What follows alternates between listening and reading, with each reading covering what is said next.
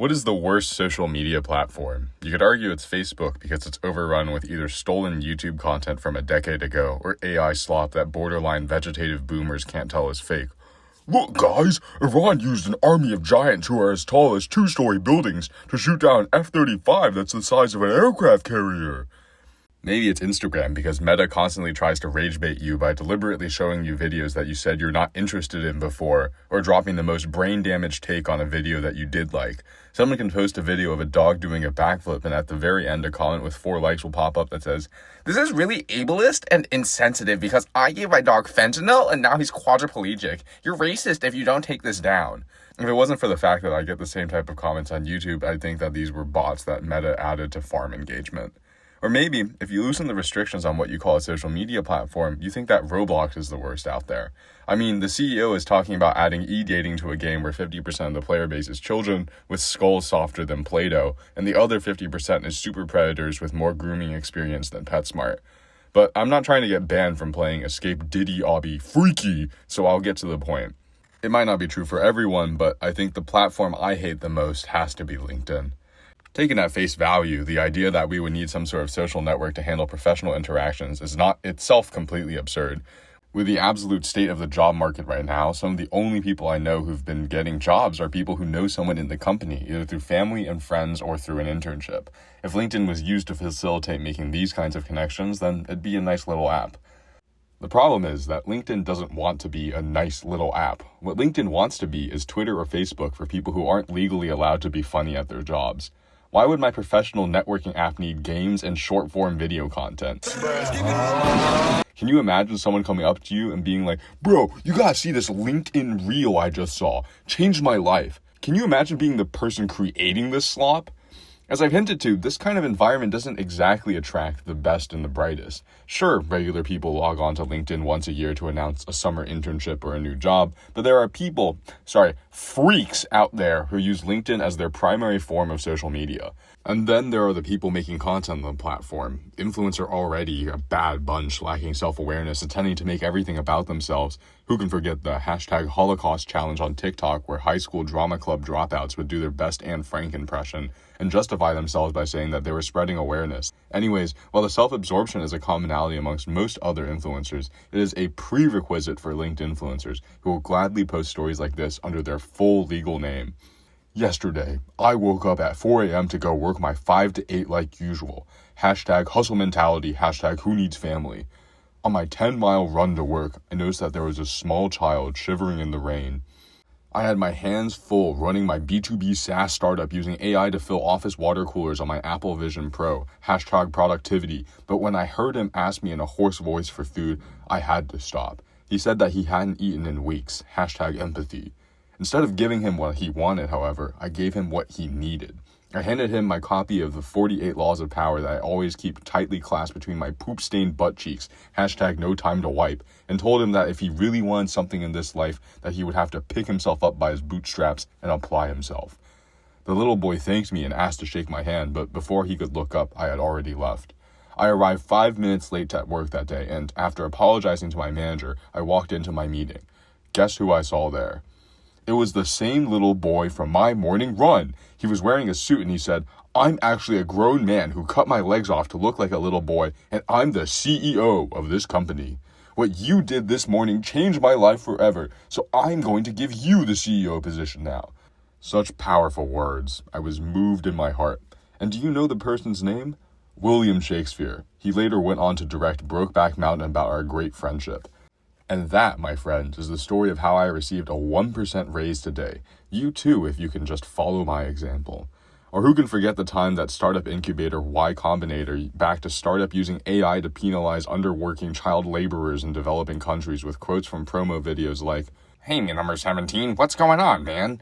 You're in the red and you haven't hit your hourly output even once, and you've had 11.4% efficiency. That's really bad." The problem with linked influencers and anyone sort of related to them is that they live in their own little white-collar world, completely disconnected from reality, where signaling your moral superiority and your contributions to shareholder value come before even your common sense. Meeting someone after seeing their LinkedIn is actually one of the worst forms of catfishing out there.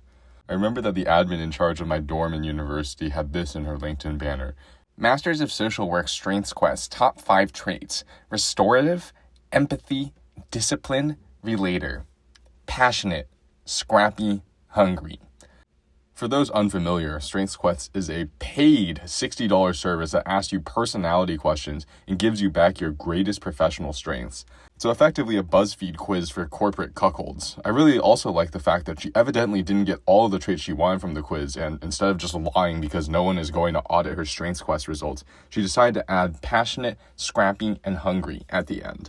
Now, before you go in on me for being too harsh on somebody who was just clearly playing the corporate game, this was the same lady who let the radiators in my 80-year-old dorm die when it was 19 degrees Fahrenheit outside and responded to my 3 a.m. email about the conditions with, quote, "The tone of your email was rude and inappropriate," and then telling me that the radiators are old when there was nothing that she can do. This actually reminds me of another character I encountered in the greater LinkedIn sphere. Given the absolute worthlessness of my school's career advising department, I spent lots of time in my undergrad going through internship ads on Handshake. I remember one person who reached out from an organization, let's call it the National Successful Leadership Council. That name sounds stupid, but I guarantee you the actual one is even dumber and comes with the risk that I get a cease and desist in my inbox. This company's business model is more or less paying $100 for the prestige of joining the organization and then getting a generic recommendation letter from them signed with National Successful Leadership Council. Importantly, this council is not accredited by the Association of College Honor Societies, which is sort of like the baseline for these kinds of things. In other words, joining an honor society that's not accredited is kind of like getting financial advice from the crackhead at the gas station. He might 10,000x the $100 you gave him on a stock that he's been eyeing, but it's much more likely that the money gets siphoned into his Fenty fund and never sees the light of day again. Anyways, here's the transcript of our conversation. Is the council accredited by the Association of College Honor Societies? Hey Jeff, you can learn more about our accreditation here. Alice. LMAO. Hey Geoff, I appreciate your interest. However, I would recommend you speak in a more professional tone when engaging with employers. At this point, I've never once gotten a job interview off of Handshake, and so, having nothing to lose, I decided to have a little fun with someone who, in my mind, is preying on the ignorance of desperate college students to get her commissions for an honor society that ultimately means nothing. Man, thanks for the advice, Alice. I suggest you learn how to use commas and maybe get a real job. Geoff, please note that we have the ability to report your profile on Handshake and other employers for professional conduct. We can also choose to report your conduct directly to your university. Here's a link to an article that gives examples of how to professionally decline a recruiter's offer to explore an opportunity. Alice, please do whatever you feel is necessary, although I can't imagine being driven to anger so quickly follows the same principles of professionalism you espouse. I've enjoyed our conversation and am sincerely sorry that you do not feel the same way. As thanks for your time and in the spirit of generosity, here's a link to jobs you may be better suited for. Coat plus L plus ratio plus seethe plus go touch grass plus stay mad. Geoff, the council does not condone unprofessional or flippant behavior. I highly recommend that you gain experience outside of a research environment to learn how to respectfully and appropriately communicate with others. Your lack of experience is evident in your inability to leverage emotional intelligence, professionalism, and kindness. Simply put, your communication is appalling and lacks basic respect. I will be reporting this conduct not out of anger, but out of respect for myself, my institution, and an unwavering commitment to personal and professional standards. Alice, my personal values don't allow me to condone working for an institution whose business model consists of preying on impressionable college students with promises of accolades and grandeur that they can never hope to deliver on. I highly recommend that you reflect on the perversion of your moral compass and learn to work for yourself rather than for money. Your psychotic delusion is clear from your inability to just leave this conversation and your insistence on presenting yourself as morally superior. Simply put, you're a bad person. In the words of one of the greatest rap artists of our generation, Kanye West, stop texting, go find God. Unlike you, my ego is not so frail that I feel compelled to seek retribution for something someone said to me over the internet by attacking their future career opportunities. Regardless, it seems like you've already done that to yourself by working at the council. I hope you can one day find fulfillment in a job you can be proud of. Might I suggest loaning out the acres of space on your massive forehead as a mobile helicopter landing pad? JEFF. Since you're illiterate, I've spelled it out for you this time. Naturally, this did not go over well when my bum career advisor, INTJ, empath plus introvert, heard about it. After not responding to any of my other emails that semester about classes, about internships, about jobs, he emailed me in a tone that I could only describe as halfway between fury and begging, telling me to get on a call with him immediately. During the Zoom call, he said that my conversation with Alice was grounds to get me suspended off of Handshake, and that I should write an apology if I wanted to keep using it. Instead of offering to apologize, I told him to just ban me off of Handshake. I mean, what had it done for me? I'd never gotten an internship or job off of it. Taken aback, he walked back his motivation for my apology from using Handshake to doing the morally correct thing. I responded that I had nothing positive to say to a scammer who was trying to recruit students to victimize other students as part of their honor society Ponzi scheme, and sent a handful of news articles about the council's poor track record. Finally, his tone changed completely, and he told me that he was going to be in trouble with his boss if I didn't apologize, because he would have to explain how one of his students was banned off of the site. Even though he had never once done anything useful for me and had told me on multiple occasions to apply for internships that either didn't exist or whose deadlines had already passed, I felt bad for the guy and acquiesced. Being the petty and vindictive person I am, I sent a sincerely worded apology where the first letter of every sentence spelled out "fuck you." The funniest part of this story, however, is that one of my friends got a message from Alice for the same position to recruit other students a couple of weeks later and hit her with, "Hi Alice, are you familiar with my esteemed colleague Jeff?" Bruh. He was left unread. This whole exchange felt like poking a zoo animal with a stick, knowing full well that it can't come out and hurt me because the district manager will take it out behind the shed at the first hint that it's doing something to damage the company's reputation. She can't say, "Please off yourself, Jeff," but she can purposely misspell my name to irritate me.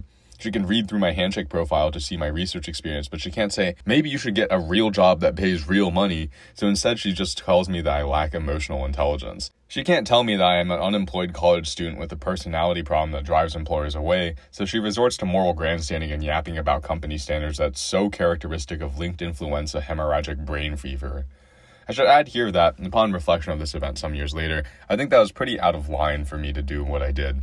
I was a 19-year-old terrorizing somebody marginally older than myself who, while she did work for what was effectively a pyramid scheme directed at college students, was probably just doing it to pay bills. I'm not an actual adult yet, living as I am in the fake world of graduate school, but I imagine that a 9-to-5 with bills on the line and maybe family dependence as well, only to come into work and get rage-baited by a shit-posting teenager probably doesn't feel too good.